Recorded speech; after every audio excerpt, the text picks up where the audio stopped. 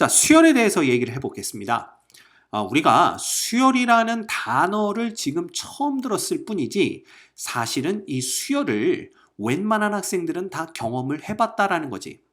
어디서 경험을 해봤냐 하면 아마 여러분들 대부분 IQ 테스트를 한 번쯤은 해봤을 겁니다. 물론 안 해본 친구들도 있겠죠. 얼마나 두렵겠어. 자기 IQ가 돌고래보다 낮다는 걸 확인하는 순간 그것은 정말 충격이죠. 자, 그렇지만 이 IQ 테스트에서 가장 자주 등장하는 문제 중에 하나가 바로 이런 겁니다. 1, 3, 그 다음 빈칸, 그 다음 7, 9 뭐 이런 식으로 주어진 다음에 이 빈칸에 들어갈 숫자가 뭐겠냐를 물어보죠. 그래서 대부분 그저 유치원을 중퇴하지 않고 졸업했다라면 여기가 5 이렇게 된다는 것을 알 수 있을 겁니다. 그러면 이렇게 한 번에 이 빈칸에 들어갈 숫자가 5라는 걸 알 수 있었던 이유는 뭘까요? 바로 이 숫자들 사이에 규칙성이 있기 때문에 그런 겁니다. 그렇죠? 따라서 이 수열을 간단하게 한마디로 표현한다면 말 그대로 숫자들의 나열인데 그냥 무작정 나열하는 것이 아니라 규칙성이 있는 숫자들을 나열해 놓은 것이다. 이렇게 생각하시면 돼요. 이것이 바로 수열이다 보시면 됩니다.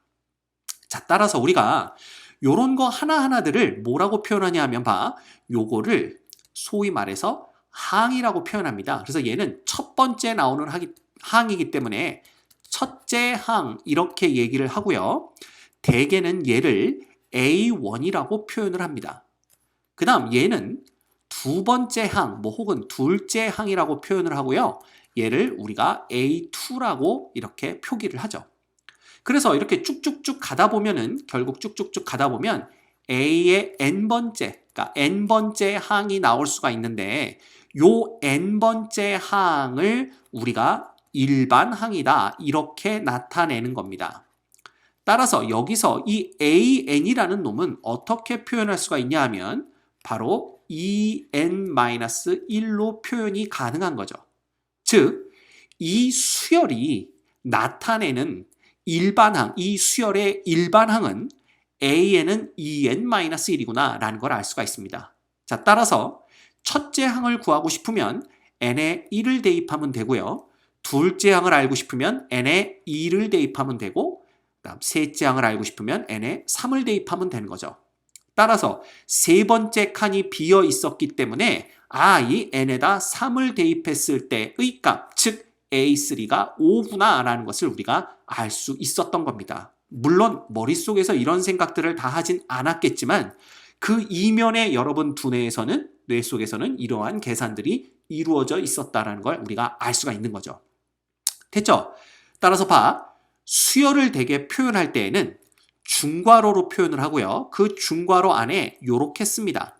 그러면 이놈은 AN으로 표현되는, 즉 일반항이 뭔지는 아직 모르겠지만 규칙성이 있는 AN으로 표현되는 숫자들의 나열이구나 이걸 알 수가 있고요.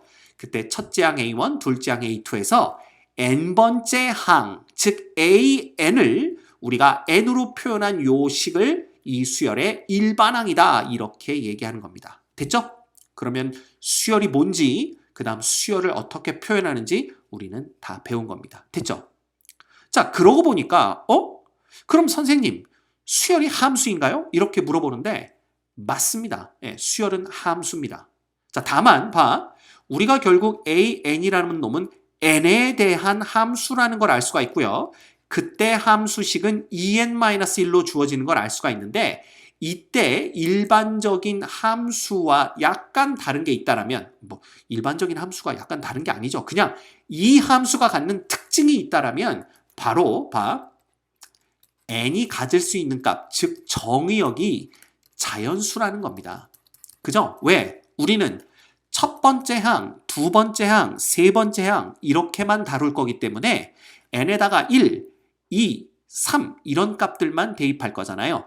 따라서 이놈은 정의역이 자연수인 n에 대한 함수다 이렇게 표현하면 되는 겁니다.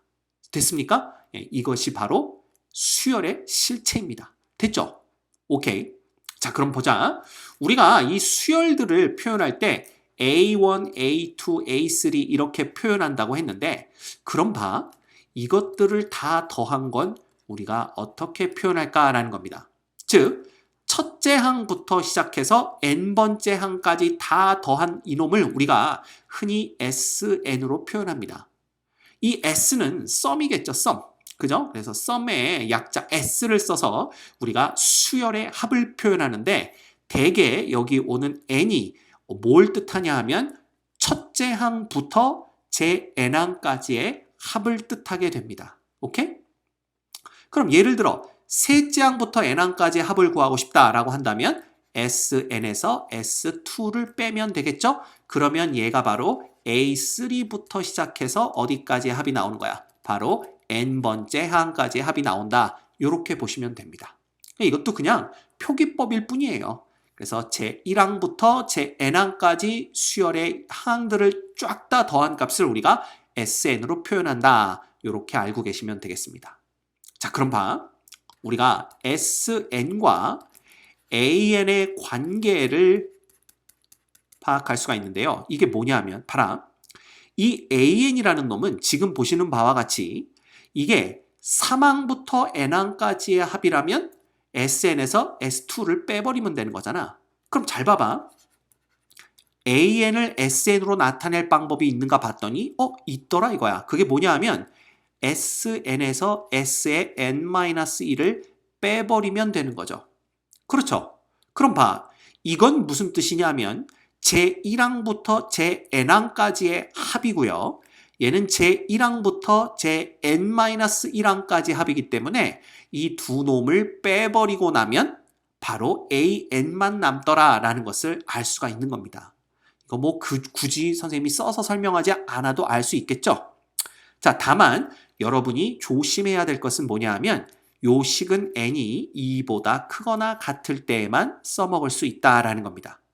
자, 예를 들어서 n이 1일 때 써먹으려고 한다면 A1은 S1 빼기 S0가 되는데 이 S0는 존재하지 않는 놈이죠. 왜? 우리가 뭐라고 그랬어? 수열이라는 놈은 정의역이 자연수인 함수다라고 했기 때문에 n값이 0이 되는 경우는 우리가 생각할 수가 없습니다. 따라서 이 식은 n이 2보다 큰 경우에만 쓸 수가 있고요. 그러면 A1을 S로 표현할 수 있는 방법은 없느냐? 있죠. 그죠? 네. A1이라는 것은 결국 제1항부터 1항까지의 합이랑 똑같은 거니까 S1으로 쓸 수가 있는 겁니다. 따라서 A1은 항상 S1과 똑같다라는 걸 여러분이 기억하고 계셔야 될 거예요. 오케이? 따라서 일반항을 나타낼 때에는 우리가 AN은 SN 빼기 S의 N-1이다. 요것은 n이 2보다 크거나 같을 때만 써먹을 수 있고 첫째 항 A1이 알고 싶다라면 S1으로부터 우리가 알 수가 있다. 여기까지만 기억하시면 되겠습니다. 됐죠? 자, 이번 시간에 우리 수열이 뭔지, 수열을 어떻게 표현하는지, 그 다음 수열의 합을 어떻게 표현하는지, 그 다음 그 합으로부터 수열의 일반항을 어떻게 구해낼 수 있는지 살펴봤습니다. 가장 기본적인 내용이니만큼 여러분들 꼭 머릿속에 기억하고 계셔야 될 거예요.